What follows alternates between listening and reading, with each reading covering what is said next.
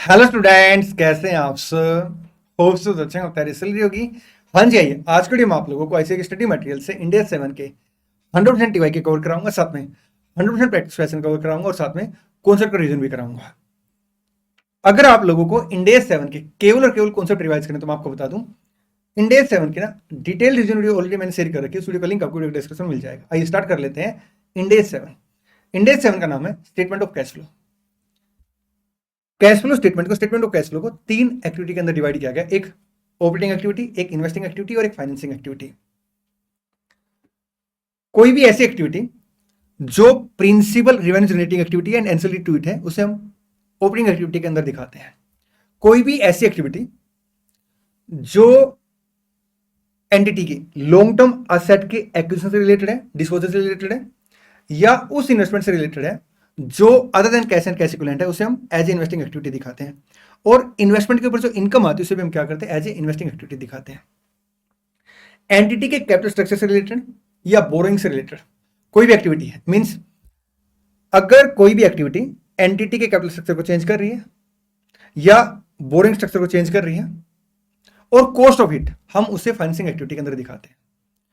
कोई भी ऐसी एक्टिविटी जो ना तो प्रिंसिपल रेवेन्यू जनरेटिंग एक्टिविटी है, ना ही वो क्लासीफाई हो पा रही है एज ए इन्वेस्टिंग एक्टिविटी या फाइनेंसिंग एक्टिविटी, उसे भी हम क्या करते हैं, ऑपरेटिंग एक्टिविटी के अंदर दिखाते हैं। तो मैं कह सकता हूं any activity which is neither classified as investing activity nor classified as a financing activity shall be shown under आपका operating activity. Cash flow statement बनाने के दो मेथड होते हैं, एक डायरेक्ट मेथड, एक इनडायरेक्ट मेथड। अगर मैं बात करूं इन्वेस्टिंग एक्टिविटी की, फाइनेंसिंग एक्टिविटी की, तो इनके अंदर केवल और केवल डायरेक्ट मेथड अप्लाई होता है। लेकिन अगर मैं बात करूं ऑपरेटिंग एक्टिविटी की, तो उसके अंदर डायरेक्ट मेथड भी अप्लाई हो सकता है और आपका इनडायरेक्ट मेथड भी अप्लाई हो सकता है।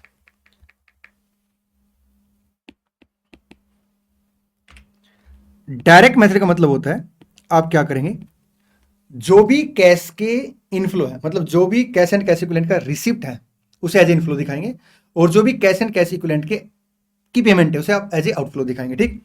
इनडायरेक्ट मेथड के अंदर हम बेसिकली क्या करते हैं, एक अमाउंट को बेस लेते हैं और उसके अंदर नेसेसरी एडजस्टमेंट करके क्या करते हैं, ऑपरेटिंग एक्टिविटी से कैश फ्लो फाइंड आउट करते हैं। ठीक। इन्वेस्टिंग एक्टिविटी और फाइनेंसिंग एक्टिविटी में सिर्फ डायरेक्ट मेथड इसलिए अप्लाई होता है क्योंकि हमारे पास यहाँ पे ना कोई ऐसा बेस नहीं होता जिसके अंदर एडजस्ट करके हम लोग क्या कर पाए, इन्वेस्टिंग एक्टिविटी या फाइनेंसिंग एक्टिविटी से कैश फ्लो फाइंड आउट कर पाए। ठीक।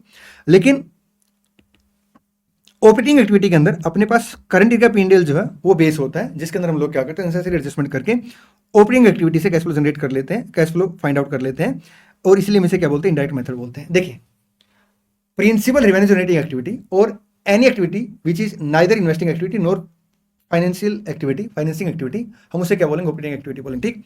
उन एक्टिविटी से जो भी रिसिप्ट है हम उसे एज इनफ्लो दिखाएंगे और जो भी पेमेंट उसे एज आउटफ्लो दिखाएंगे, तो ये अपना डायरेक्ट मेथड कहलाएगा।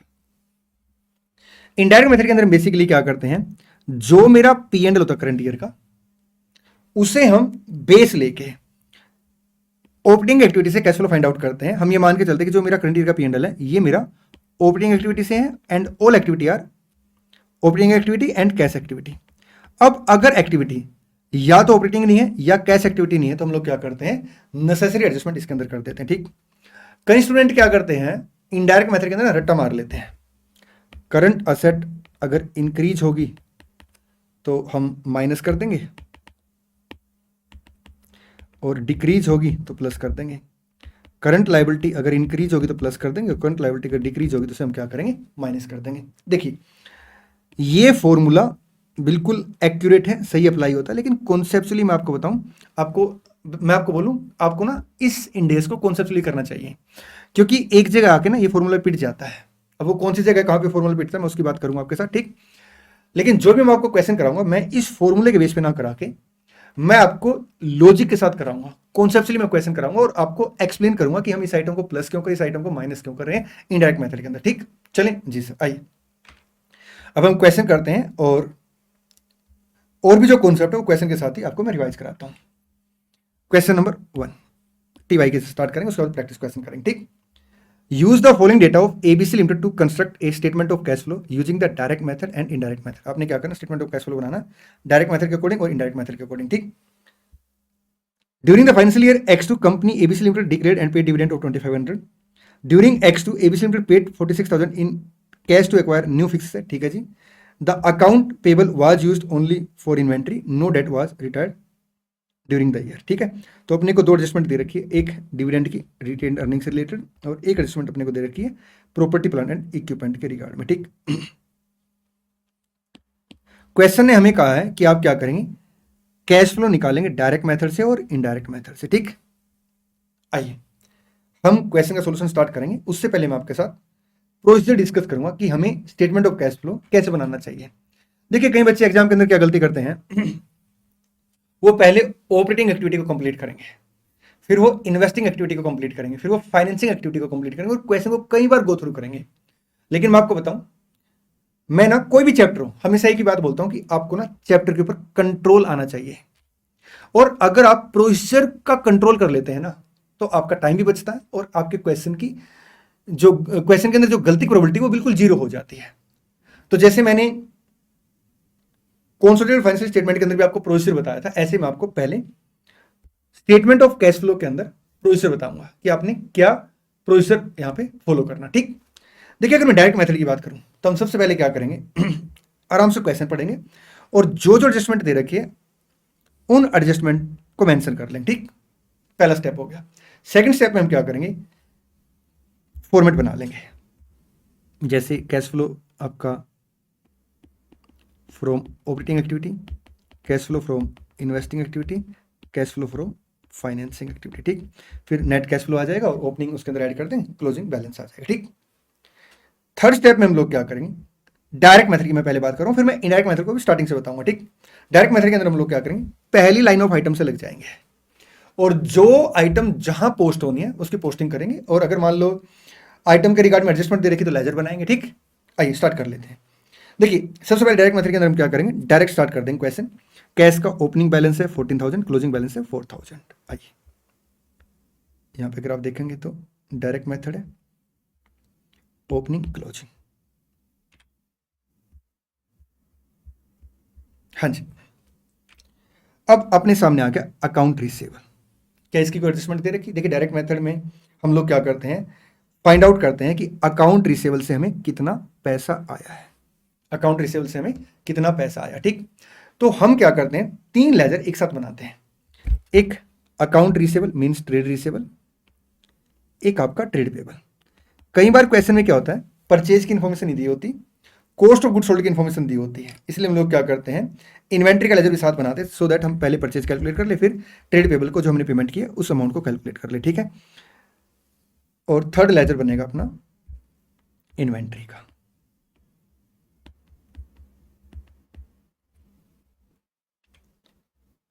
देखिए अगर मैं ट्रेड रिसीवेबल की बात करूं तो ओपनिंग बैलेंस कितने से है सर, ओपनिंग बैलेंस है 32,500 से और क्लोजिंग बैलेंस है 25,000 से। अगर मैं इन्वेंट्री की बात करूं तो इन्वेंट्री का बैलेंस है 34 और 37। अगर मैं अकाउंट्स पेबल की बात करूं तो 16,000 और 18,000 ये बैलेंस है।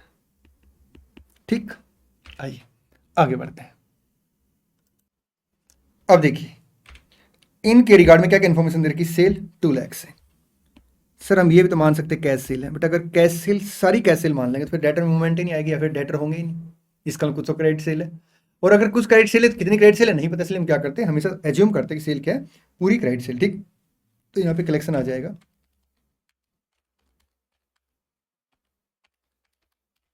2,07,500 से, 2,07,500 से। आइए आगे बढ़ेंगे।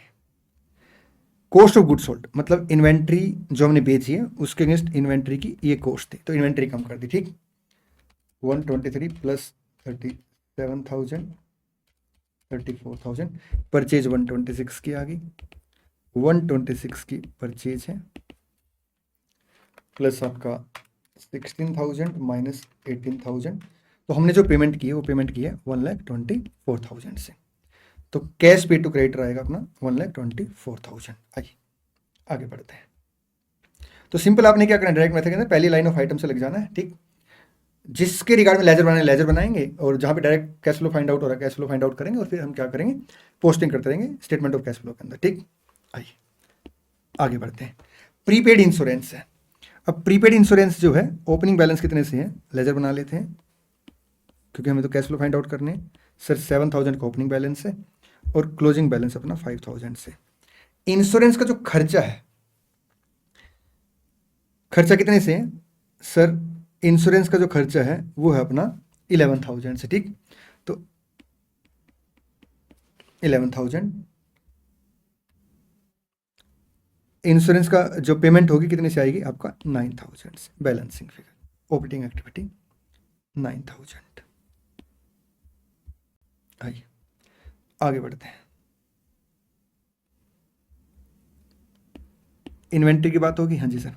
Property plant and equipment. देखिए पीपी के केस में हम सबसे पहले चेक करते हैं कि एंटिटी ने ग्रोस ब्लॉक मेंटेन कर रखा है, नेट ब्लॉक मेंटेन कर रखा है।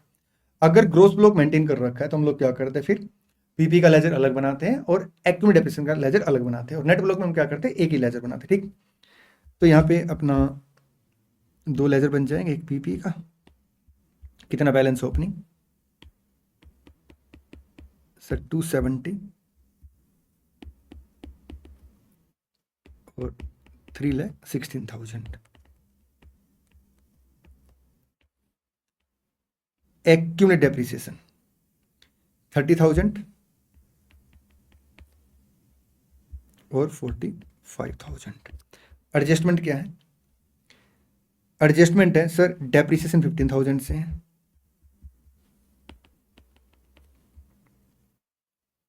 और आपका फिक्स रेट हमने परचेज की 46,000 से।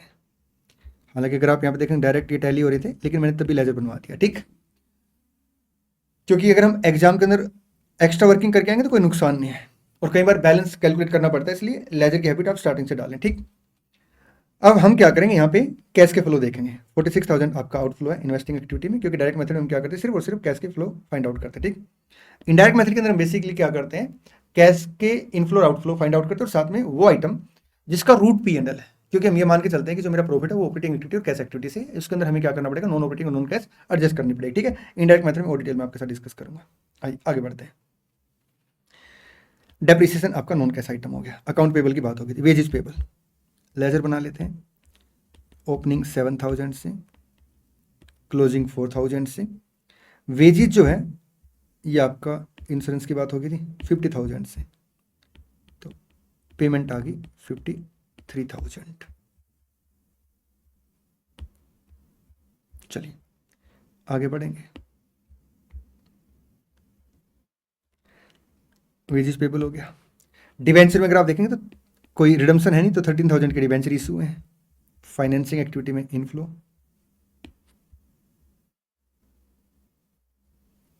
इक्विटी शेयर कैपिटल में 4,000 के inflow, issue of equity share capital, financing activity. Retained earning ledger बना लेते हैं 60,500, 59,000, और यहाँ पे क्वेश्चन हमें बोला कि 1,000 का हमने क्या किया, प्रॉफिट कमाया है, तो 2,500 का डिविडेंड पेड आ जाएगा। ठीक, अगर यहाँ पे इस क्वेश्चन के अंदर ये लाइन ना भी लिखी होती तो भी हम लोग क्या करते, लेजर बना के फाइंड आउट कर लेते। तो ये क्या किस में आएगा, फाइनेंसिंग एक्टिविटी में एज ए आउटफ्लो। ये देखिए अपने सारे बैलेंस टैली हो गए। आइए आगे बढ़ते हैं।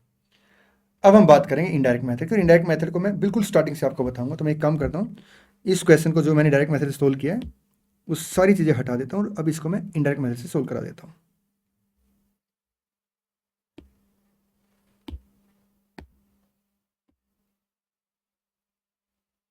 जितने भी इंपॉर्टेंट नोट्स हैं ना, मैं सारे टेलीग्राम चैनल पे शेयर करता हूँ, तो आप क्या करें, टेलीग्राम चैनल को ज्वाइन कर लेंगे। ठीक है, और वहाँ से नोट्स डाउनलोड कर लेंगे। आइए अब हम इस क्वेश्चन को इनडायरेक्ट मेथड के हिसाब से सोल्व करेंगे। देखिए इनडायरेक्ट मेथड के अंदर फंडा क्या रहेगा, सबसे पहला स्टेप रहेगा हम क्वेश्चन प्रॉपर पढ़ेंगे। ठीक, और जब क्वेश्चन पढ़ेंगे तो हम एक चीज़ नोट करेंगे कि जिन जिन आइटम की एडजस्टमेंट दे रखी है हम उन्हें मेंशन कर लेंगे। जैसे इस क्वेश्चन की अगर मैं बात करूँ तो एक तो पीपी की इन्फॉर्मेशन दे रखी है, और एक हमें डिविडेंड के बारे में बता रखा। ठीक, सेकंड स्टेप में हम क्या करेंगे, फॉर्मेट बनाएंगे, cash flow from operating activity, investing activity, financing activity. ठीक, फिर आपका नेट कैश फ्लो की लाइन लिख देंगे और उसके बाद फिर आपका opening cash and cash equivalent, closing cash and cash equivalent, ठीक। उसके बाद हम लोग क्या करेंगे, उसके बाद डायरेक्ट मेथड में क्या करते हैं, पहले आइटम से स्टार्ट कर देते हैं क्वेश्चन ना। इनडायरेक्ट मेथड में हम एक स्टेप और ऐड करते हैं, और उस स्टेप क्या होता है, हम सबसे पहले प्रॉफिट लिखते हैं, ठीक। अब प्रॉफिट जो हम लिखते हैं, अपने पास ना अलग अलग वे है प्रॉफिट लिखने के ना। एक, हम चाहें तो डायरेक्ट पीबीटी लिख सकते हैं, हम चाहें तो पीएटी लिख सकते हैं, हम चाहें तो जो प्रॉफिट आपका बैलेंस शीट के अंदर मूवमेंट है उसे लिख सकते हैं, ठीक। लेकिन अल्टीमेट हमें पीबीटी तक पहुंचना होता है, अल्टीमेट हमें क्या करना होता है, पीबीटी तक पहुंचना होता है। आइए मैं एक काम करता हूं, इस कॉन्सेप्ट को थोड़ा सा और डिटेल में आपके साथ डिस्कस करता हूं, क्योंकि कई बच्चे ना रट्टा मार लेते हैं कि अच्छा इसके अंदर ये चीजें प्लस होंगी, ये चीजें माइनस होंगी, उस रट्टे से मैं आपको बाहर निकालना चाहता हूं, ठीक है। हालांकि शॉर्टकट मैंने आपको बता दिया, लेकिन मैं शॉर्टकट को बिल्कुल भी फॉलो नहीं करूंगा, क्योंकि आगे चल के आप देखेंगे कि कई जगह ना शॉर्टकट भी पीट जाता है, बट कॉन्सेप्ट कभी भी नहीं पीटेंगे। देखिए बड़े आराम से मेरी बात सुनेंगे, एक प्यारा सा एग्जाम्पल बनाते हैं। ये है P&L अकाउंट, ठीक है, मैं इसे टी फॉर्म में बना रहा हूं। यहां पे अपने पास पीबीटी है, मान लेते हैं 10 लाख से, प्रोविजन फॉर टैक्स है 3 लाख से, नेट प्रॉफिट है 7 लाख से, 7 लाख। हमने क्या किया, इक्विटी डिविडेंड पे किया मान लो 2 लाख का, और हमने जनरल रिजर्व में या आपका रेवेन्यू रिजर्व में या सिंपल रिजर्व लिख देता हूं, अदर इक्विटी के अंदर हमने क्या किया, अमाउंट ट्रांसफर कर दिया मान लो 4 लाख का, और नेट प्रॉफिट जो अपना बैलेंस शीट के अंदर कैरी डाउन किया वो किया हमने 1 लाख से, ठीक। अब अगर मैं cash flow from operating activity indirect method के अकॉर्डिंग कैलकुलेट करूं तो मैं क्या करूंगा, अगर मैं इस 1 लाख को बेस लेता हूं जो कि बैलेंस शीट की मूवमेंट है, तो मैं इसमें क्या करूंगा, ये भी ऐड करूंगा, ये भी ऐड करूंगा। क्यों, क्योंकि मैं ये मान के चलता हूं कि ये जो प्रॉफिट है ऑपरेटिंग और कैश एक्टिविटी से है, इसके अंदर मैं क्या करूंगा, नॉन ऑपरेटिंग और नॉन कैश एडजस्ट कर दूंगा, ठीक। अब ये नॉन ऑपरेटिंग हो गया, ये नॉन कैश हो गया, इसलिए मेरे को क्या करना पड़ेगा, एडजस्ट करना पड़ेगा। तो मैं 2 लाख ऐड कर दूंगा प्लस 4 लाख ऐड कर दूंगा। ये जो 3 लाख का प्रोविजन फॉर टैक्स है, ये ऑपरेटिंग एक्टिविटी है, ये क्या है, ऑपरेटिंग एक्टिविटी है, बट ये मेरा कैश एक्टिविटी नहीं, इसलिए मैं क्या करूंगा, इसे भी ऐड कर दूंगा।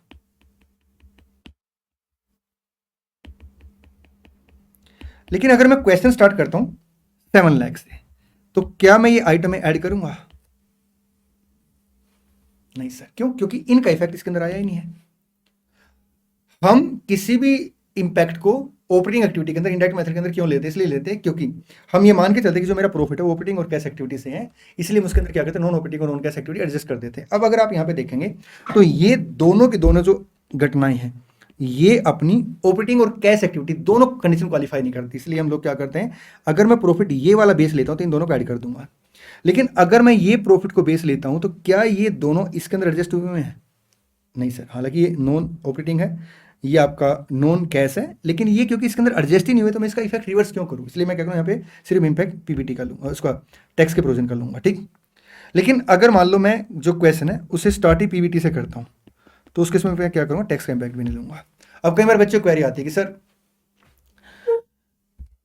जैसे कई बार हम क्वेश्चन में ये चीजें ऐड कर देते हैं, कई बार ऐड नहीं करते, इसका रीजन क्या है दोस्त, उसका रीजन ये है कि आप ये देखिए आपने प्रॉफिट कहां से लिया है। अगर आपने प्रॉफिट बैलेंस शीट से लिया तो उसमें सब कुछ एडजस्ट होकर आया होगा, लेकिन अगर आपने प्रॉफिट P&L से लिया तो फिर ये देखिए कि पीबीटी या पीएटी है, तो उसके अकॉर्डिंग आपको क्या करना पड़ेगा, एडजस्टमेंट करनी पड़ेगी, ठीक।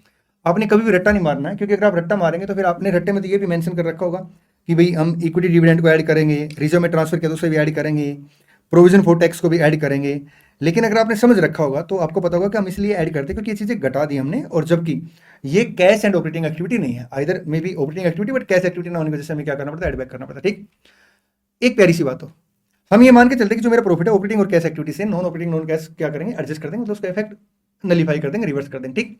लेकिन कई बार क्या होता है, कुछ एक्टिविटी ऐसी होती है जो ऑपरेटिंग और कैश है बट वो P&L से रूट नहीं होती, उसका इफेक्ट ले लेंगे। जैसे एग्जांपल के तौर पर हमने टैक्स पे किया है, ऑपरेटिंग भी है और कैश एक्टिविटी भी है, बट उसका इंपैक्ट नहीं है, तो हम क्या करेंगे, टैक्स पेड को माइनस कर देंगे, ठीक।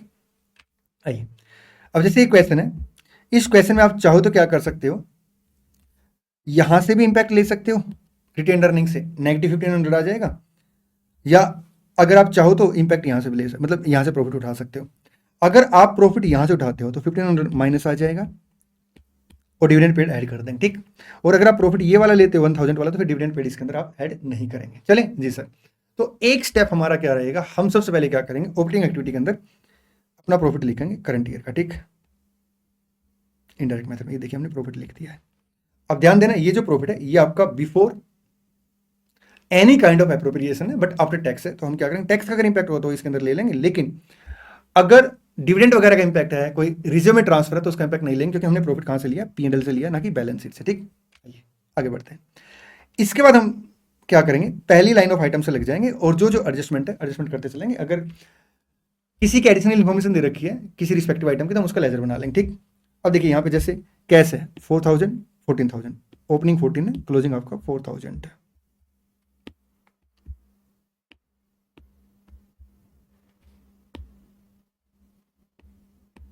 आइए आगे बढ़ेंगे। नेक्स्ट आइटम है अकाउंट रिसीवेबल। अब इनडायरेक्ट मेथड के अंदर हम लोग क्या करेंगे, ये मान के चल रहे हैं कि ये जो प्रॉफिट है ये ऑपरेटिंग और कैश एक्टिविटीज से है, ठीक। अब इसके अंदर एडजस्टमेंट करेंगे। अब अगर मैं अकाउंट रिसीवेबल की बात करूं तो अकाउंट रिसीवेबल का जो रिलेशन है वो सेल के साथ, ठीक। हमने यहाँ पे इंपैक्ट किसका लिया हुआ सर, सेल का। अगर मान लो जितनी सेल है उतना कलेक्शन आ जाता तो हमें कोई भी एडजस्टमेंट नहीं करनी पड़ती, लेकिन अगर आप यहाँ पे देखेंगे तो डेटर डिक्रीज हो गए। इसका मतलब क्या है कि जो डेटर है ना, उन्होंने हमें जो सेल की है उससे ज्यादा अमाउंट पे किया है। मैं ऐसे बोल सकता हूं कि जितनी सेल है उतना तो कलेक्शन आ गया भाई। इसके अंदर हमने इंपैक्ट कितने का लिया, 2 लाख का, तो एक तो 2 लाख के कलेक्शन का इंपैक्ट आ चुका है, ठीक। और उससे ज्यादा कलेक्शन होगा तो मेरे को क्या करना पड़ेगा, ऐड करना पड़ेगा। तो decrease in trade receivable, account receivable 7500 से मैं क्या करूंगा, यहाँ पे ऐड कर दूंगा। आगे बढ़ते हैं। प्रीपेड इंश्योरेंस, अगर इंश्योरेंस प्रीपेड डिक्रीज हुआ, इसका मतलब क्या, इसका मतलब ये है कि जितने हमने खर्चे रिकॉर्ड किए होंगे, जितने हमने खर्चे रिकॉर्ड किए होंगे, मान लो 1 मिनट के लिए मैं पीएनएल रेफर नहीं कर रहा, हमने 10,000 के खर्चे रिकॉर्ड किए, ठीक। अगर मैंने 10,000 के खर्चे रिकॉर्ड किए हैं तो मैंने पीएनएल में इंपैक्ट किसका लिया होगा सर, आपने पीएनएल में इंपैक्ट 10,000 का लिया होगा भाई। मैं ये मान के चलो कि मैं 10,000 की पेमेंट करूंगा, ठीक। लेकिन यहां पे अगर मैं 10,000 की पेमेंट कर देता तो ये अमाउंट क्या होता, ये अमाउंट बिल्कुल आपका बराबर आ रहा होता, ठीक। ये अमाउंट क्या है, बराबर आ रहा होता, ठीक। अब अगर ये अमाउंट डिक्रीज हो गया है, ये अमाउंट डिक्रीज हो गया है, इसका मतलब क्या है कि जितने मैंने खर्चे रिकॉर्ड किए हैं मैंने कंपैरेटिवली पेमेंट कम की है, मैंने कंपैरेटिवली क्या किया, पेमेंट कम की है। तो मैं क्या करूंगा, इसे ऐड कर दूंगा 2000। एक बार मैं वैसे डायरेक्ट मेथड से रिकंसाइल कराऊं आपको। देखिए डायरेक्ट मेथड के अंदर हमने क्या किया था सर, हमने यहाँ पे 7,000 की एसेट रिकॉर्ड की थी, 5,000 आ गया था, ठीक। हमने खर्चा कितने का किया था सर, हमने खर्चा किया था 11,000 का। अब हमने कंपैरेटिवली क्या है, पेमेंट कम की है। तो वही बात मैं बोल रहा हूँ कि हमने मान लो यहाँ पे 10,000 का खर्चा बुक किया है, अगर मैं उतनी पेमेंट कर देते अमाउंट बराबर होता, मैं पेमेंट ज़्यादा करते थे अमाउंट बढ़ जाता। अगर ये अमाउंट रिड्यूस हो तो मैंने पेमेंट क्या की है, कम की, इसलिए मैं क्या करूँ, ऐड कर दूंगा, ठीक। क्योंकि मेरे जो कैश के आउटफ्लो है वो कम हुए हैं, ठीक। इन्वेंट्री 3,000 से बढ़ गई है, इसका मतलब क्या है कि प्रॉफिट बढ़ गया बट कैश नहीं बढ़ा, तो मैं क्या करूंगा, माइनस कर दूंगा। Property plant and equipment ledger बनाएंगे, ठीक है। अभी अभी मैंने रिसेंटली लेजर बनाया था तो एक बार जल्दी जल्दी से फिर से बना देते हैं। 270 और आपका 316, एक्यूमुलेट डेप्रिसिएशन 30,000 और 45,000। एक तो एडजस्टमेंट है 46,000 की, हमने क्या किया, पीपी परचेज की, और एक हमने यहाँ पे 50,000 का डेप्रिसिएशन चार्ज किया। अब जब भी हम लोग इनडायरेक्ट मेथड की बात करते हैं, एक तो हम क्या करते हैं, जो भी कैश के इनफ्लो आउटफ्लो उसे कंसिडर करते हैं, और सेकंड उस आइटम को भी कंसिडर करते हैं जिसका रूट पीएनएल। अब इसका रूट क्या पीएनएल है, 15,000 से हमने क्या किया, खर्चा रिकॉर्ड कर लिया है, लेकिन क्या कैश का आउटफ्लो हुआ, नहीं। लेकिन जब हमने खर्चा रिकॉर्ड किया तो उसका इंपैक्ट तो पीएनएल के अंदर आ चुका होगा, और हम ये मान के चल रहे हैं कि ये जो प्रॉफिट है किससे, ऑपरेटिंग और कैश एक्टिविटी से, इसलिए हम लोग क्या करेंगे, नॉन कैश होने की वजह से एड बैक कर देंगे, ठीक। तो इसे ऑपरेटिंग में ऐड कर देंगे और इसे फाइनेंस इन्वेस्टिंग में माइनस कर देंगे, क्योंकि इन्वेस्टिंग एक्टिविटी है 46,000, ठीक। 15,000 से डेप्रिसिएशन। आगे बढ़ते हैं। अकाउंट पेबल बढ़ गए, इसका मतलब क्या है, जितना हमने खर्चा रिकॉर्ड किया है अगर हम उतनी ही पेमेंट कर देते अमाउंट बराबर आता। अब ये लाइबिलिटी बढ़ गई, मतलब हमने पेमेंटें कम की, तो क्या करेंगे, 2,000 को ऐड कर देंगे। वेजेस डिक्रीज हो गई है, हमने जितना खर्चा रिकॉर्ड किया उसके कंपेरिजन हमने पेमेंट ज्यादा की, तब ये अमाउंट डिक्रीज हुआ है, क्या करेंगे, माइनस कर देंगे। डिवेंचर 13,000 से इंक्रीज हो गया, फाइनेंसिंग एक्टिविटी में इनफ्लो है। इक्विटी से कैपिटल बढ़ गई है, inflow in financing activity, retain earning का लेजर बनाएंगे,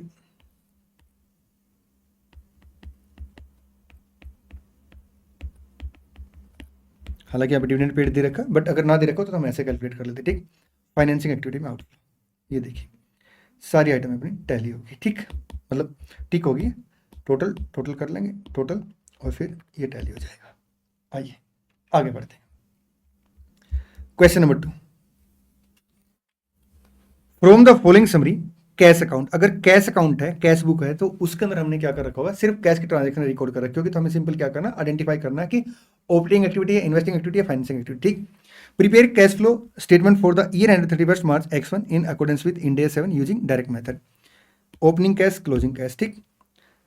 फाइनेंसिंग एक्टिविटी, ऑपरेटिंग एक्टिविटी और आपका investing activity,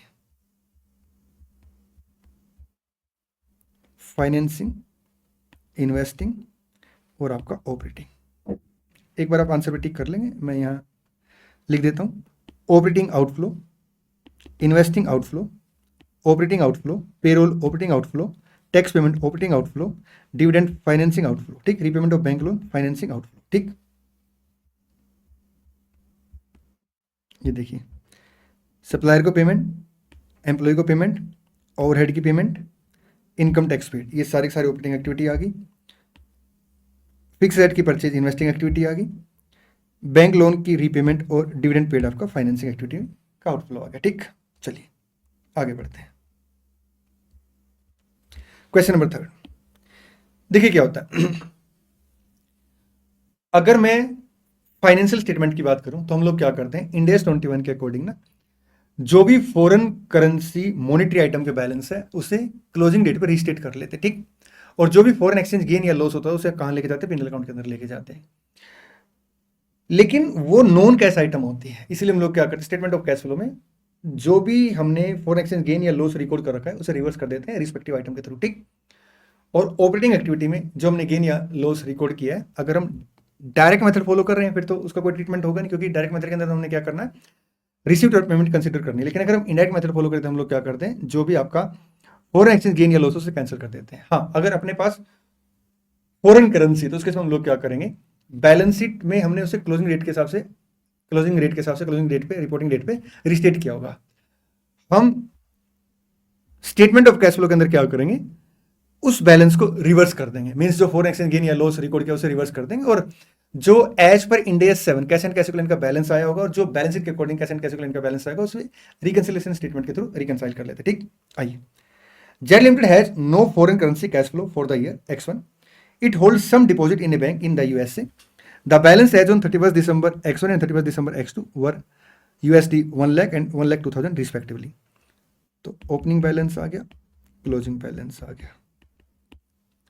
the exchange rate on 31 December X1 आपका 45 था, ठीक है जी, और सेम आपका 50, मतलब आपका जो सेम है वो 31 दिसंबर X2 को 50 हो गया, मतलब 1 USD का जो रेट है रुपीज के अगेंस्ट, ठीक। The increase in the balance was on account of interest credited, अब अगर हमें इंटरेस्ट मिला है तो अपने लिए क्या होगा, इन्वेस्टिंग एक्टिविटी होगी, ठीक। दस the deposit was reported at 45 lakh in the balance sheet as at 31 December X1, ठीक है जी। और बैलेंस शीट के अंदर जो हमने बैलेंस यहाँ पे रिपोर्ट किया है वो 51 लाख किया है। क्वेश्चन कह रहा है how these transaction should be presented in the cash flow for the year and. देखिए अगर आप यहाँ पे देखेंगे तो हमें 2000 का इंटरेस्ट मिला है, $2000 का 50 के हिसाब से, तो 1 लाख तो हमारी ये इनकम आ गई, ठीक, इंटरेस्ट इनकम ध्यान रखना। और जो 1 लाख है ओपनिंग बैलेंस, इसको हमने रीस्टेट किया तो 5 लाख का ये फॉरेन एक्सचेंज गेन आ गया, तो जो P&L का बैलेंस है अपना 6 लाख आ गया होगा। 1 लाख इंटरेस्ट इनकम और 5 लाख का फॉरेन एक्सचेंज गेन, ठीक। तो हम यहाँ पे क्या करेंगे, 1 लाख की जो इंटरेस्ट इनकम है वो यहाँ से माइनस करके एज ए इन्वेस्टिंग एक्टिविटी दिखा देंगे, और 5 लाख जो फॉरेन एक्सचेंज गेन कैंसिल कर देंगे, ऑपरेटिंग एक्टिविटी से नील आ गया कैश फ्लो, ठीक। 1 लाख ही आ गया, 45 लाख का अपना opening cash and cash equivalent है, तो closing cash and cash equivalent से आ जाएगा 46 लाख से, ठीक। और बैलेंस शीट में अमाउंट आ रहा होगा तो हम लोग क्या करेंगे, 5 लाख रिकंसिलिएशन स्टेटमेंट में डाल देंगे, ठीक। चलिए आगे बढ़ते हैं। एक प्यारा सा कॉन्सेप्ट आपके साथ डिस्कस करूंगा। देखिए क्या होता है, पेरेंट कंपनी जब सब्सिडरी कंपनी के ऊपर कंट्रोल एक्वायर करती है, जैसे मान लो पेरेंट ने क्या किया, सब्सिडरी के 80% शेयर एक्वायर कर लिए, ठीक है, और जो अमाउंट पे किया मान लो वो पे किया है 7 लाख का, और ये जो कंसिडरेशन है कैश में पे कर दिया, तो ये अपने लिए इन्वेस्टिंग एक्टिविटी बन जाएगा। और मान लो सब्सिडरी कंपनी के पास उस दिन 60,000 का कैश था, हमने उसे एक्वायर कर लिया होगा, तो 640 का अपने के पास क्या आ जाएगा, इन्वेस्टिंग एक्टिविटी में कैश का आउटफ्लो आ जाएगा, ठीक। अगर पेरेंट सब्सिडरी के ऊपर कंट्रोल लॉस्ट करती है तो जो भी कैश फ्लो आएगा वो भी हम इन्वेस्टिंग एक्टिविटी के अंदर दिखाएंगे। लेकिन अगर मान लो पेरेंट ने सब्सिडरी के ऊपर कंट्रोल एक्वायर कर रखा है और वो यहाँ पे 15% शेयर फर्दर परचेज करती है या सेल करती है, तो ये आपका चेंज इन एनसीआई होगा, तो इसे हम क्या करेंगे, एज ए फाइनेंसिंग एक्टिविटी दिखाएंगे। सो बात की एक बात क्या है कि जब हम सब्सिडरी के ऊपर कंट्रोल एक्वायर करते हैं या कंट्रोल लॉस करते हैं और कोई भी कैश की पेमेंट है तो उसे इन्वेस्टिंग एक्टिविटी मानेंगे, ठीक। और अगर एनसीआई में चेंज है और कोई भी कैश की पेमेंट या कैश रिसीप्ट है तो उसे हम क्या करेंगे, आपका फाइनेंसिंग एक्टिविटी मान के चलेंगे। एक बात का ध्यान रखेंगे, जब हम बिजनेस एक्वायर करते हैं और उस टाइम पे सब्सिडरी के पास अगर कोई कैश है तो हम क्या करते हैं, जो हमने कंसिडरेशन इन कैश पे किया उसके साथ नेट करके से इन्वेस्टिंग एक्टिविटी के अंदर दिखाते हैं। Company A acquire 70% of the equity stake in company B on July 20 X1। The consideration paid for this transaction is as below. Cash consideration 15 lakh से और हमने 2 लाख इक्विटी शेयर इशू किए, फेस वैल्यू 10 है, fair value आपका 15 पर share है। अगर non cash consideration तो हम उसे क्या करते हैं, डिस्क्लोज करते हैं, ठीक। On the rate of acquisition company B has cash and cash equivalent balance of 250 in the books of account. इसका मतलब यहाँ पे 1250 से क्या आ जाएगा, अपना आउटफ्लो आ जाएगा इन्वेस्टिंग एक्टिविटी के अंदर, ठीक। On October 10 X2 company A further acquire 10% stake in company B for cash consideration of 8 lakh, ये आपका फाइनेंसिंग एक्टिविटी के अंदर आ जाएगा। Advise how the about transaction will be disclose presently in the statement of cash flow. ध्यान रखना, जो non cash consideration उसे हम क्या करेंगे, डिस्क्लोज करेंगे।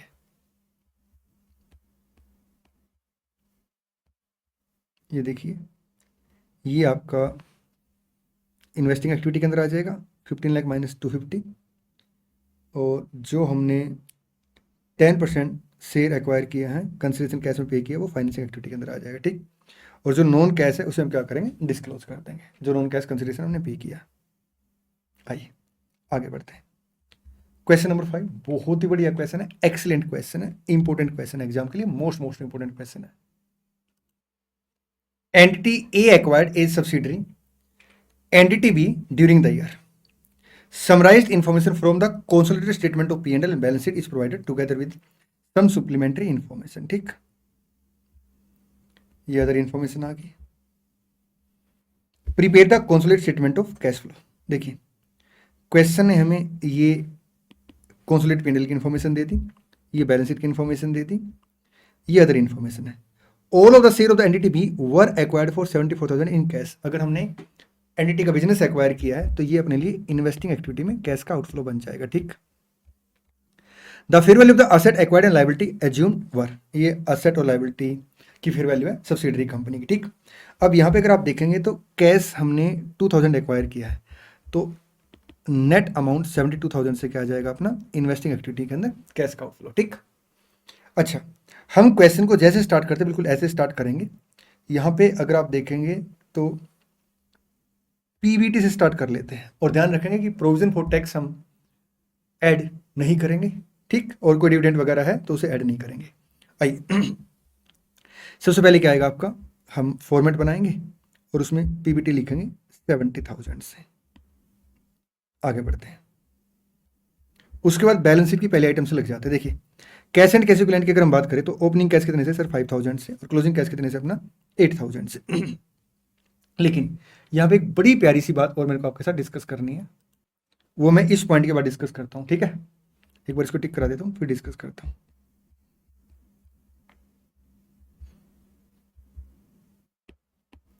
देखिए इनडायरेक्ट मेथड के अंदर हम क्या मान के चलते हैं, हम ये मान के चलते हैं कि जो ये प्रॉफिट है ये ऑपरेटिंग एक्टिविटी और कैश एक्टिविटी से, इसके अंदर हम लोग क्या करेंगे, नॉन ऑपरेटिंग और नॉन कैश एक्टिविटी एडजस्ट कर देंगे, ठीक। लेकिन एक बात का ध्यान रखना, हम इसके अंदर वही आइटम एडजस्ट करेंगे जिसका रूट P&L होगा, जिसका इफेक्ट इस आइटम के ऊपर आ चुका होगा। अब जैसे यहाँ पे अगर मैं इनकम टैक्स की बात करूँ तो इनकम टैक्स का जो प्रोविजन है इसे मैं एड बैक नहीं करूँगा, क्यों, क्योंकि इसका इफेक्ट इसके अंदर नहीं आया हुआ, ठीक।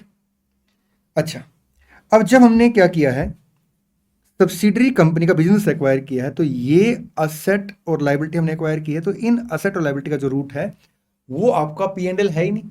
इसलिए जब भी मैं क्या करूंगा, इंक्रीज डिक्रीज कंसीडर करूंगा तो इन आइटमों को पहले माइनस कर दूंगा। आइए आगे बढ़ते हैं। देखिए जैसे यहां पे अपने पास ट्रेड रिसीवेबल आ गया। अब अगर हमने रट्टा मार रखा होता तो हम क्या बोलेंगे, हम ये बोलेंगे कि 4000 का ट्रेड रिसीवेबल इंक्रीज हो गया। अगर करंट असेट इंक्रीज होती तो हम उसे माइनस करते हैं, तो हम 4000 से माइनस कर देंगे।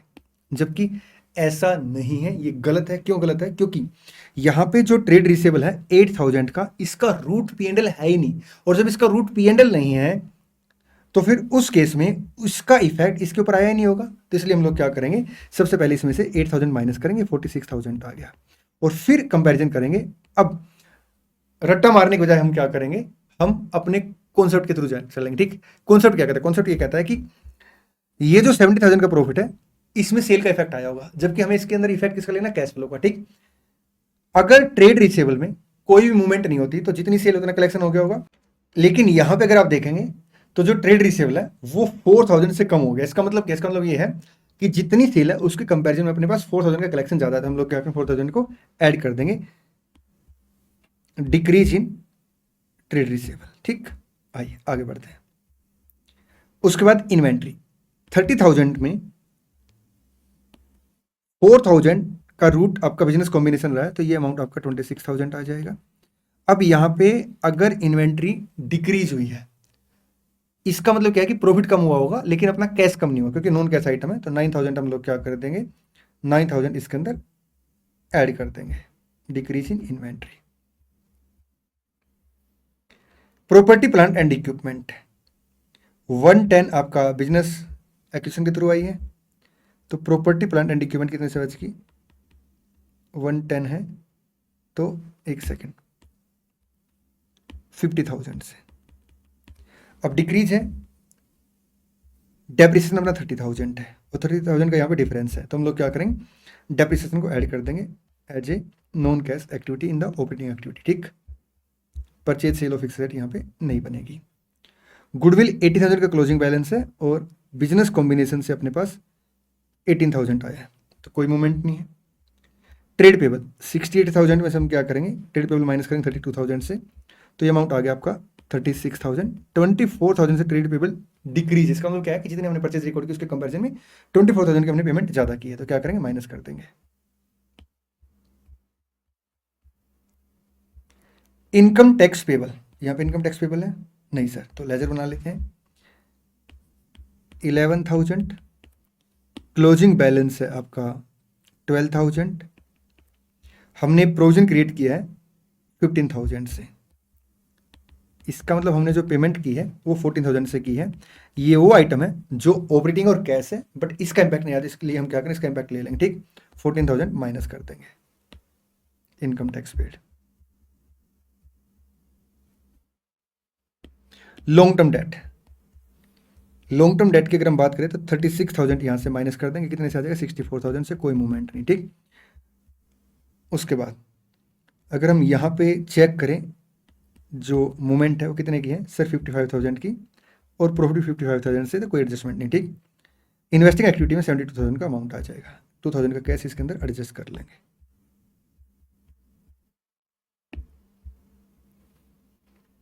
चले जी सर, आइए अब हम क्या करते हैं, एक बार पी एंड एल और यहाँ पे दे रखा है उसको गो थ्रू कर लेते हैं। रिवेन्यू का इम्पैक्ट हमने ट्रेड रिसीवेबल के थ्रू ले लिया होगा। कॉस्ट ऑफ सेल का इम्पैक्ट ट्रेड पेबल और आपका इन्वेंट्री के थ्रू। डेप्रिसिएशन का इम्पैक्ट आ गया। अदर ऑपरेटिंग एक्सपेंडिचर, इसका इम्पैक्ट हमने आउटस्टैंडिंग या प्रीपेड एक्सपेंडिचर के थ्रू ले लिया होगा। अगर कोई भी आउटस्टैंडिंग या प्रीपेड एक्सपेंडिचर नहीं है तो इसका मतलब क्या है कि पूरी पेमेंट होगी। ठीक, इंटरेस्ट कॉस्ट, ये फाइनेंसिंग एक्टिविटी है, तो हम क्या करेंगे, ऑपरेटिंग के अंदर इसे ऐड कर देंगे और फाइनेंसिंग में से माइनस कर देंगे। ऑपरेटिंग में ऐड कर दिया और फाइनेंसिंग में से क्या करेंगे, माइनस कर देंगे। ठीक, चलिए जी, यहाँ पे अगर आप देखेंगे तो सारी चीज़ें ठीक हो गई हैं, क्वेश्चन बन गया। आगे बढ़ते हैं, एक बार देख लेते कोई और आइटम तो नहीं क्वेश्चन में, नहीं सर। अब चलते हैं प्रैक्टिस क्वेश्चनों पे। प्रैक्टिस क्वेश्चन मॉड्यूल के लास्ट में दे रखे होते हैं। आइए, इनकम टैक्स का खर्चा हम ऑपरेटिंग मानेंगे, मतलब इनकम टैक्स की पेमेंट इन्वेस्टिंग मानेंगे, फाइनेंसिंग। इंडिया 7 ये कहता है कि अगर आप आइडेंटिफाई कर पा रहे हैं इनकम टैक्स पेड को कि वो इन्वेस्टिंग से रिलेटेड है तो हम क्या करेंगे, इन्वेस्टिंग में लेके जाएंगे। फाइनेंसिंग से रिलेटेड है, फाइनेंसिंग में लेके जाएंगे। अगर ऑपरेटिंग से रिलेटेड है तो ऑपरेटिंग में लेके जाएंगे। लेकिन अगर हम आइडेंटिफाई नहीं कर पाए तो भी हम उसे क्या करेंगे, ऑपरेटिंग के अंदर लेके जाएंगे। ठीक। Question number 1, during the financial year 1920 A Limited have paid various tax and reproduce the below mentioned record for your usual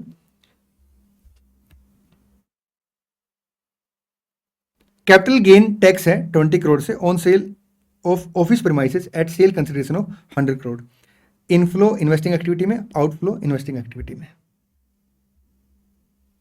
investing activity inflow outflow. Income tax of 3 crore on business profit amounting to 30 crore. Operating में inflow outflow.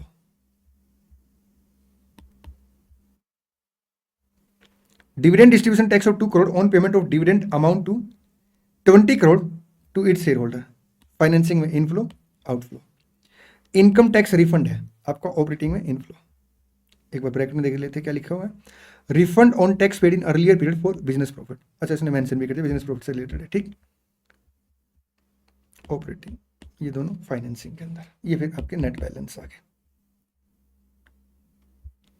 From the following data of G limited prepare statement of cash flow so cash generated from operating activity using the direct method. अब direct method के according क्या करना, operating activity से cash flow find out करने हैं। ठीक। यहाँ पे एडजस्टमेंट देखते हैं, एडिशनल इन्फॉर्मेशन।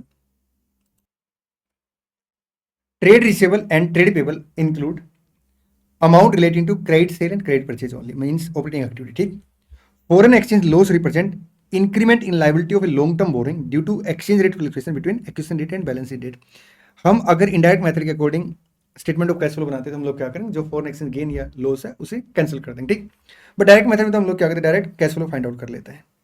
आइए, ऑपरेटिंग एक्टिविटी में उसने कैश फ्लो मांगे हैं तो स्टार्ट कर लेते हैं। देखिए, इन्वेंट्री की बात कर लेते हैं। 3 लेजर कंबाइन बनाएंगे हम। इन्वेंट्री ओपनिंग है 165 से, एक बार डेट चेक कर लेते हैं। हाँ जी, पहले क्लोजिंग दे रखी फिर ओपनिंग। ठीक। 165 और 120 trade receivable 188 2,05,000 cash and cash equivalent आ गया। ट्रेड पेबल ओपनिंग बैलेंस है 2,15,000 और 1,95,000। सेल 8550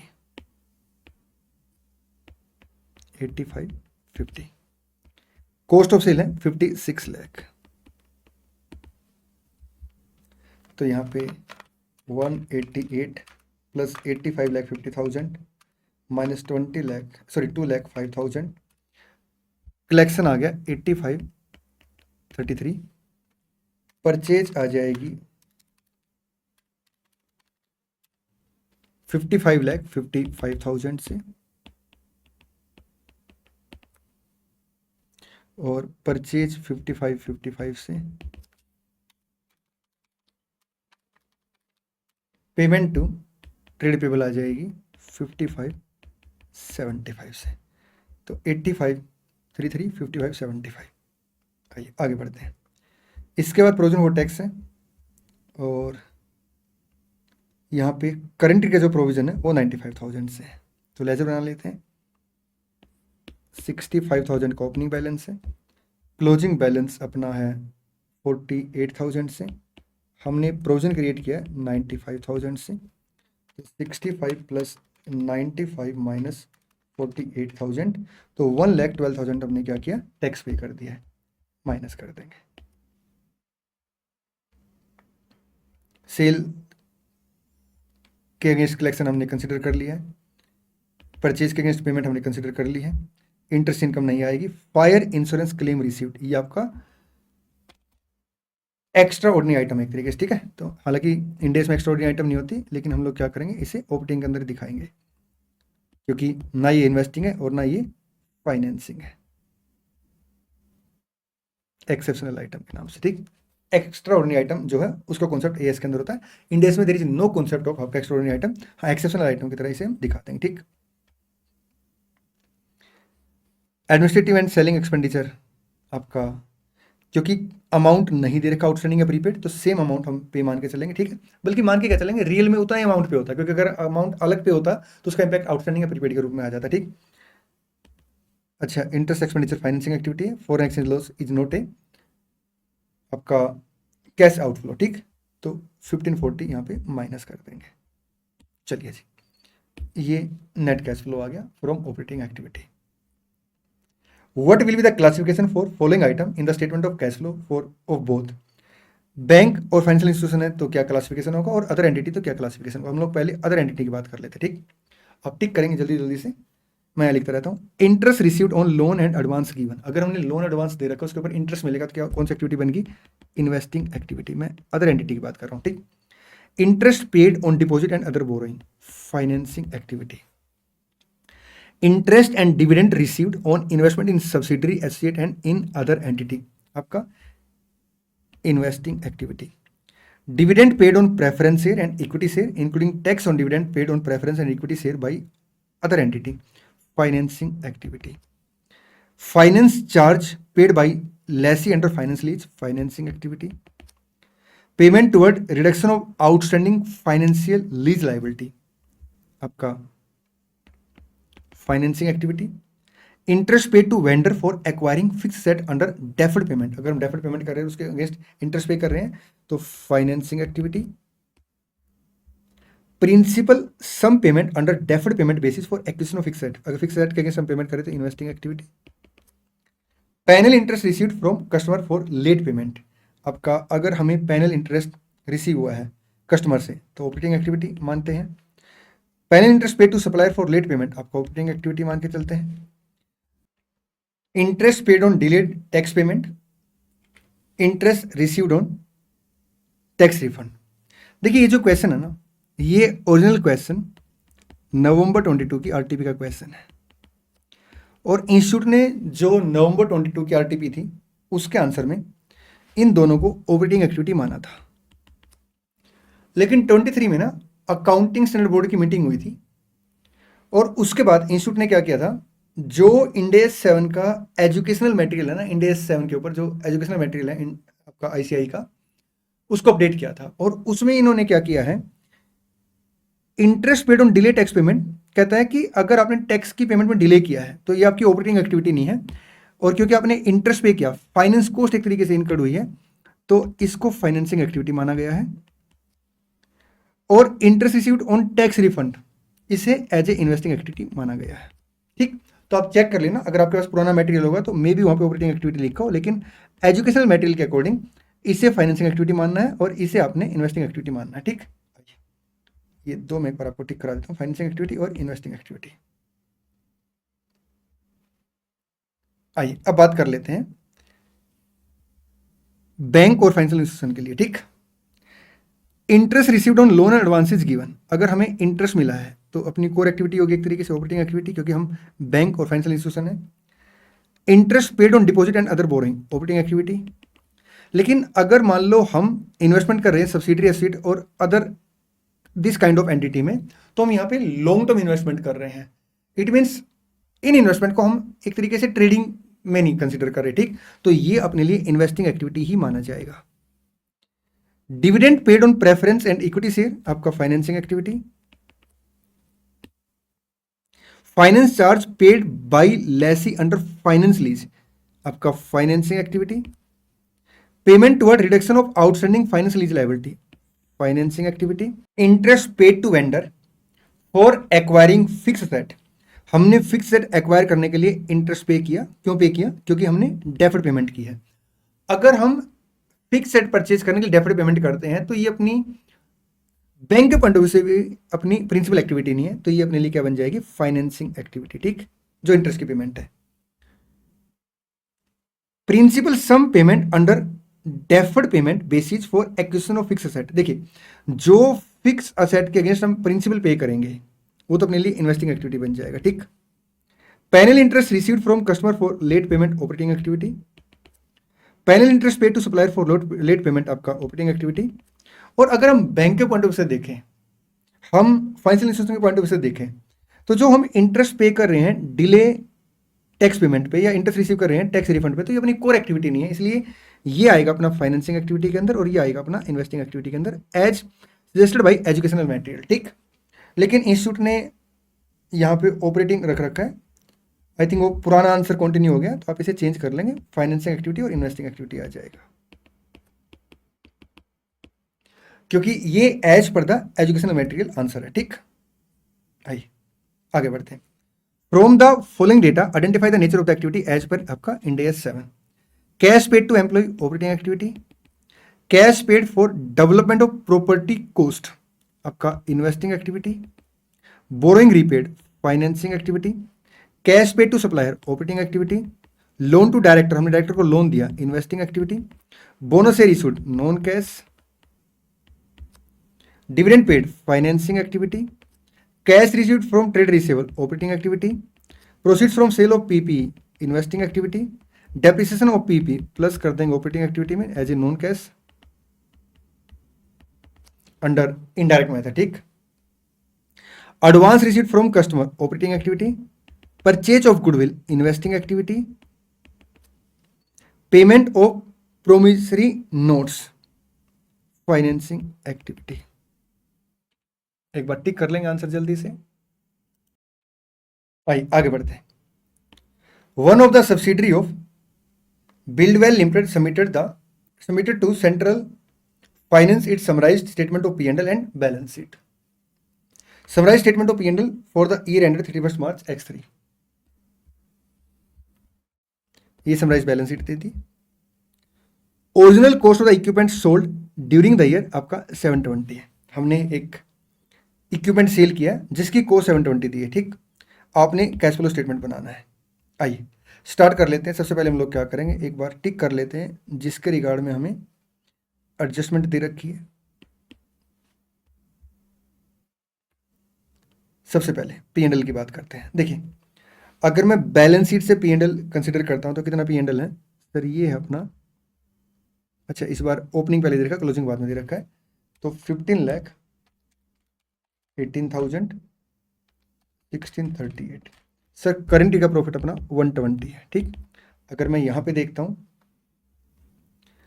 तो यहाँ पे अपने पास नेट ऑपरेटिंग प्रॉफिट आ गया 720, non recurring income profit on sale of equipment 120, तो 840 का प्रॉफिट आ गया, जिसमें से हमने क्या कर रखा, प्रोविजन फॉर टैक्स एडजस्ट कर रखा है, तो 880 प्लस अपना 840। तो हम एक काम करते हैं 1720 से स्टार्ट कर लेते हैं। ठीक, 1720 से स्टार्ट कर लेते हैं। मे भी इन्होंने कुछ और आइटम यहाँ पे और आइटम का इम्पैक्ट वगैरह ना लिया हो। ठीक है, हम देख लेते हैं 1720 से हम स्टार्ट कर लेते हैं। ठीक, अच्छा डिविडेंड जो हमने पे किया 720 है, तो एक काम करते हैं, जो डिविडेंड हमने पे किया 720 इसे फाइनेंसिंग एक्टिविटी में दिखा देते हैं अभी ना, और एक बार इसे रिकनसाइल भी कर लेते हैं। देखिए, अगर मैं रिटेन अर्निंग का लेजर बनाता हूँ तो ओपनिंग 1518 है, क्लोजिंग अपना 1638 है,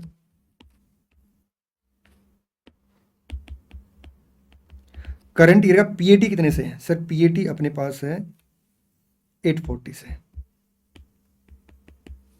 और डिविडेंड पेड को ऐसे नहीं दे रखा 720, तो टैली हो जाएगा। अगर आप देखें तो 120 का डिफरेंस आ गया ना यहाँ पे, 1518 प्लस 840 माइनस 720 माइनस 1638 टैली। ठीक, आइए अब हम असेट साइड से लग जाते हैं। देखिए, लैंड के अंदर एक मूवमेंट है 480 की परचेज है, तो इन्वेस्टिंग एक्टिविटी में आउटफ्लो,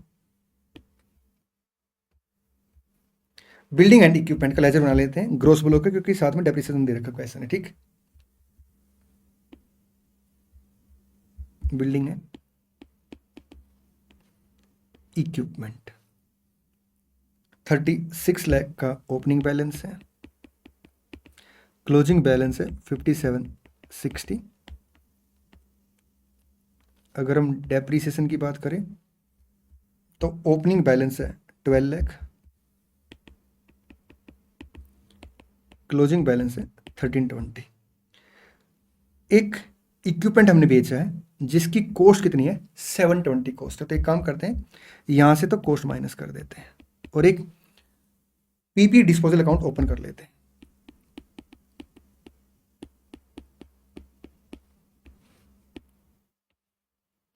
720 की कॉस्ट है, ठीक। इसके अगेंस्ट में डेप्रिसिएशन भी होगा। अच्छा, कहता है हमने कितने का बेचा, नहीं पता, कॉस्ट 720 है, लेकिन क्वेश्चन ने हमें एक बात बोल दी यहाँ पे, प्रॉफिट दे दिया ऑन सेल ऑफ इक्विपमेंट कितने से, 120 से। अगर 120 का हमें प्रॉफिट हुआ है, 120 का हमें क्या हुआ है, प्रॉफिट हुआ, ठीक। तो हमने यहाँ पे बाई बैंक लिखा होगा, जी सर, प्रोसीड्स ज़्यादा आई होगी तो 120 का प्रॉफिट यहाँ पे आ गया। डेप्रीसिएशन करंट ईयर का दे रखा है क्वेश्चन ने, तो बिल्कुल दे रखा है, 6 लाख से करंट ईयर का डेप्रीसिएशन दे रखा है, तो हमने डेप्रीसिएशन चार्ज कर लिया। अब इसका मतलब क्या है कि 18 लाख का डेप्रीसिएशन का बैलेंस आना चाहिए, लेकिन क्लोजिंग बैलेंस 1320 है। इसका मतलब बैलेंस जो डेप्रीसिएशन का है 480, ये उस असेट से रिलेटेड है जिसको हमने सेल कर दिया, तो 480 यहाँ पे आपका डेप्रीसिएशन का इम्पैक्ट आ जाएगा, ठीक। तो बाई बैंक आपका बैलेंसिंग फिगर आएगा कितने से, 720 प्लस 120 माइनस 480, 360 से, और यहाँ पे आपका 5760 प्लस 720 माइनस 36, 28,80,000 की परचेज आ गई। आइए अब हम क्या करेंगे, एक एक आइटम को टिक करते हैं। ये इन्वेस्टिंग एक्टिविटी में आउटफ्लो है 2880। अच्छा, कोई और आइटम नहीं है जिसका रूट P&L या बैंक हो, इसका रूट P&L है, ऐड कर देंगे 6 लाख से ऑपरेटिंग में।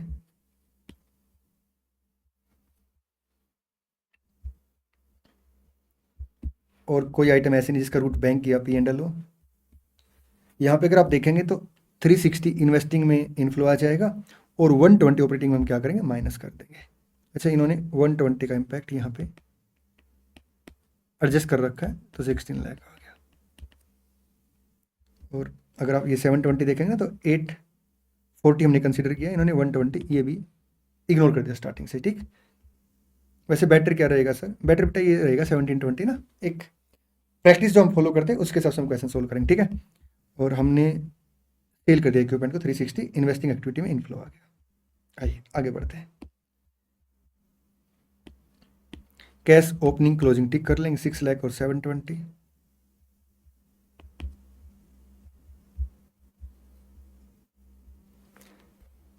उसके बाद इन्वेंट्री अगर आप देखेंगे तो 180 से इंक्रीज होगी, मतलब प्रॉफिट इंक्रीज होगा बट कैश इंक्रीज नहीं हुआ, तो क्या करेंगे, 180 माइनस कर देंगे,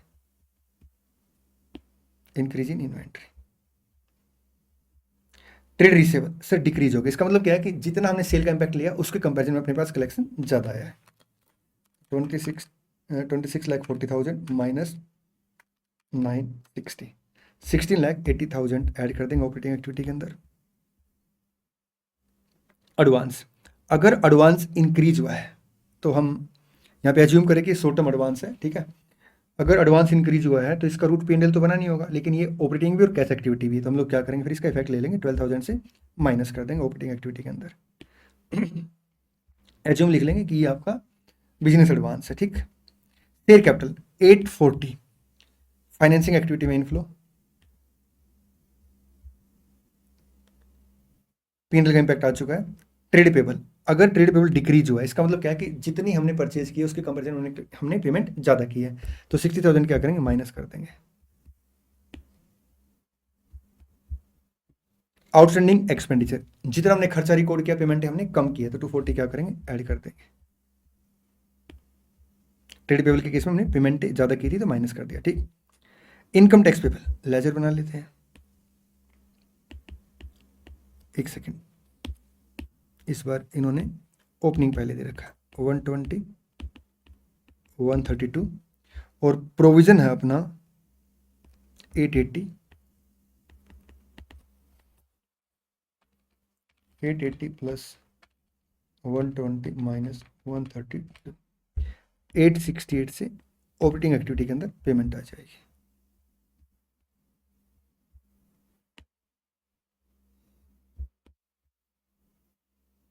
चलिए जी, इसमें सारी चीज़ें ठीक होगी, टैली हो गया क्वेश्चन। आइए आगे बढ़ते हैं, question number 6।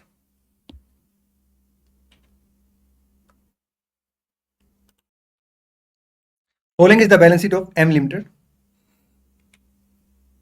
Non current asset है, करंट असेट आ गई आपका इक्विटी एंड लायबिलिटी, ठीक। Additional information, profit before tax for the year is 200 lakh and provision for tax आपका 40 लाख है, तो 160 आपका नेट प्रॉफिट आ गया। एक बार यहाँ पे देखते हैं क्या मूवमेंट है अदर इक्विटी के अंदर, 160 की मूवमेंट है, ठीक है। ये ओपनिंग बैलेंस है, क्लोजिंग बैलेंस है। Property plant and equipment purchase during the year 100 lakhs है, तो ये आपका एडजस्टमेंट नंबर 1 आ गई, एडजस्टमेंट नंबर 2 आ गई। Current liability include capital creditor of 25 lakh as at 31 March एक्सरी नील आपका ओपनिंग बैलेंस था। तो करंट लाइबिलिटी में आपका कैपिटल क्रेडिटर है, मतलब आपका पीपी से रिलेटेड है। अदर करंट लाइबिलिटी में होगा ना ये, जी सर। तो ये आपका सी आइटम आ गई। Long term borrowing raise during the year आपका 120 है, लॉन्ग टर्म बोरोइंग रेज्ड आपका 120, ठीक। From the following information given prepare a statement of cash flow following the indirect method, assume that bank OD is an integral part of the entity cash management. तो हम लोग क्या करेंगे, जो bank OD है इसे कैश एंड कैश इक्विवेलेंट का part मान के चलेंगे, ठीक। इसके साथ एडजस्ट कर देंगे। आइए शुरू करते हैं। सबसे पहले हम लोग क्या करेंगे सर, पीएनएल का बैलेंस लिखेंगे, दैट इज आपका पी बीटी लिख लेते हैं डायरेक्ट 200, और अगर पीएटी लिखते हैं तो फिर प्रोविजन फॉर टैक्स उसके अंदर ऐड कर देंगे, ठीक। तो अल्टीमेट 200 का अमाउंट आएगा आएगा। ये देखिए पीबीटी आ गया। आइए आगे बढ़ते हैं। इस क्वेश्चन के अंदर अगर आप देखेंगे तो प्रोविजन फॉर टैक्स अलग से हमें नहीं दे रखा। इसका मतलब ये हो गया कि हमने 40 का जो प्रोविजन क्रिएट किया था उसे पे कर दिया, क्योंकि वो कहीं पे भी बैलेंस शीट के अंदर हमें नहीं दिखाई दे रहा, ठीक। तो हम यहाँ पे टैक्स पेड 40 को माइनस कर देंगे। हालांकि इंस्टीट्यूट ने यहाँ पे ना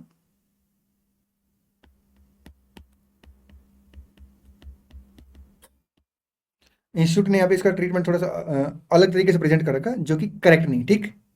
तो आपका टैक्स पेड 40 से आ जाएगा।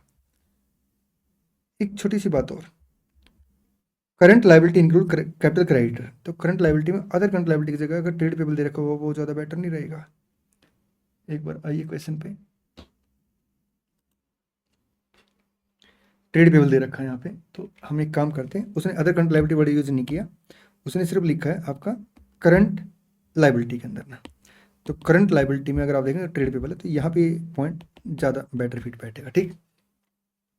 अब हम क्या करेंगे सर, फॉर्मेट बना लेंगे और पहली लाइन ऑफ आइटम से लग जाएंगे। आइए, प्रॉपर्टी प्लान एंड इक्विपमेंट 410 है और 450 है, और हमें क्वेश्चन में कहीं पे भी एक्टिव में डेप्रिसिएशन का ओपनिंग क्लोजिंग बैलेंस नहीं दे रखा, मतलब नेट ब्लॉक है। तो आइए लेजर बनाते हैं, 410 450 हमने परचेज किए पीपी 100 से। अब इसका मतलब क्या है, यहाँ पे जो डिफरेंस है ये आपका डेप्रिसिएशन आ गया, इसे हम लोग ऐड कर देंगे ऑपरेटिंग एक्टिविटी के अंदर। और जो 100 है हमने एसेट परचेज किए, लेकिन यहाँ पर उसने लिखा कि जो 25 है उसमें कैपिटल क्रेडिटर है आपके ना, ये देखिए 25 लाख कैपिटल क्रेडिटर है क्लोजिंग डेट पे। तो अगर मैं ट्रेड पेबल की बात करूँ तो ओपनिंग 0 माइनस करेंगे, क्लोजिंग आपका 25 माइनस करेंगे, तो ये 430 से आ जाएगा, ये 450 से आ गया, ठीक। और अगर मान लो पीपी के अगेंस्ट क्रेडिटर खड़े हैं तो हमने पेमेंट नहीं की 25 की, तो हमने पेमेंट कितने की है 75 की, तो 75 से क्या आ जाएगा आपका इन्वेस्टिंग एक्टिविटी के अंदर आउटफ्लो आ जाएगा, ये डेप्रिसिएशन आ गया, ठीक। चलिए आगे बढ़ते हैं। इंटेंजिबल एसेट में कोई मूवमेंट नहीं है, डेफर्ड एसेट में कोई मूवमेंट नहीं है। अदर नॉन करंट एसेट एक नोट डाल देंगे, हमारा इंस्टीट्यूट ऐसे ही ऐसा नोट डाल के चलता है कि जो अदर नॉन करंट एसेट है, क्योंकि इसके बारे में क्वेश्चन स्पेसिफाई नहीं कर रखा, हम ये नोट डाल देंगे कि ये वर्किंग कैपिटल से रिलेटेड है, इसलिए ऑपरेटिंग एक्टिविटी के अंदर इसे एडजस्ट कर देंगे, ठीक। अगर मान लो अदर नॉन करंट एसेट 10 से इंक्रीज हो गई है, इसका मतलब क्या है, मेरी वर्किंग कैपिटल बढ़ी है, मीन्स जो मैंने सेल वगैरह या आपका सेल वगैरह या इनकम रिकॉर्ड की होगी, उसके अगेंस्ट जो मेरी पेमेंट आनी थी 10 की पेमेंट कम आई, इसलिए मैं क्या करूंगा माइनस कर दूंगा इसे ना, क्योंकि पीएनएल इंपैक्ट तो पूरा आ गया होगा, ठीक।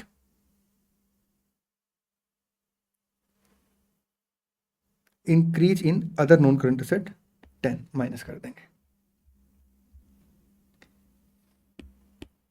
फाइनेंशियल एसेट में इन्वेस्टमेंट है 40 से इंक्रीज होगी, outflow in investing activity. Trade receivable decrease हो गया, इसका मतलब क्या है कि जितनी सेल है उसके कंपैरिजन में पेमेंट है मेरे पास 20 की ज्यादा आ गई है, तो मैं ऐड कर दूं।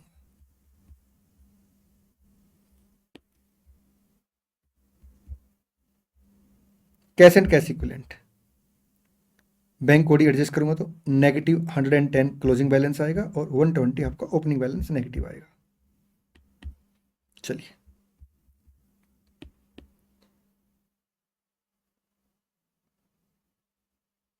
इन्वेंट्री 100 से इंक्रीज होगी। अगर इन्वेंट्री मेरी 100 से इंक्रीज हुई है, इसका मतलब क्या है सर, इन्वेंट्री अगर मेरी 100 से इंक्रीज हुई है तो मेरे प्रॉफिट इंक्रीज हो गए हैं, बट कैश इंक्रीज नहीं हुआ, तो क्या करेंगे, माइनस कर देंगे, इंक्रीज इन इन्वेंट्री माइनस।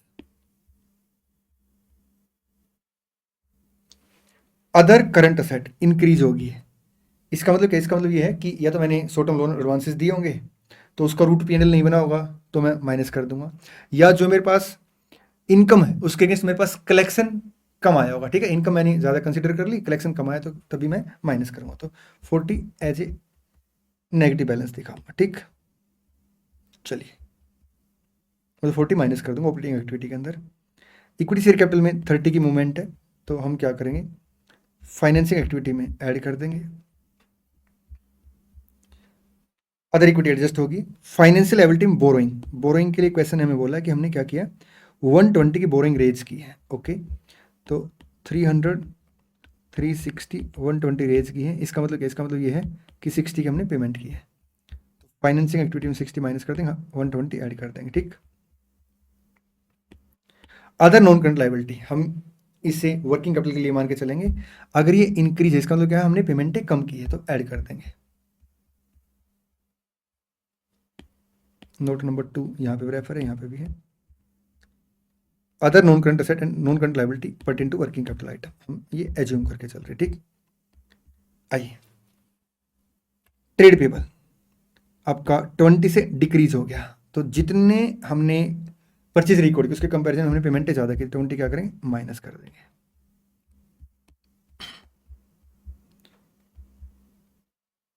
उसके बाद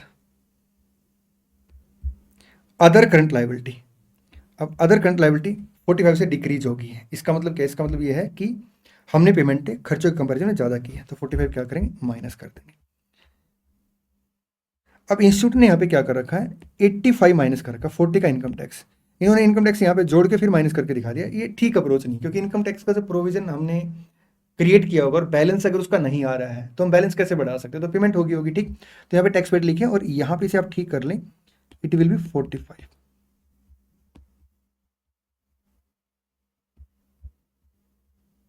अच्छा, एक बार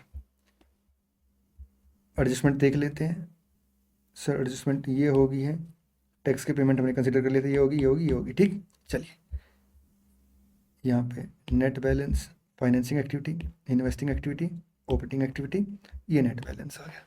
चलिए जी, इसी के साथ इंडेस 7 के टीवाई के प्रैक्टिस क्वेश्चन और कॉन्सेप्ट का रिवीजन समाप्त होता है।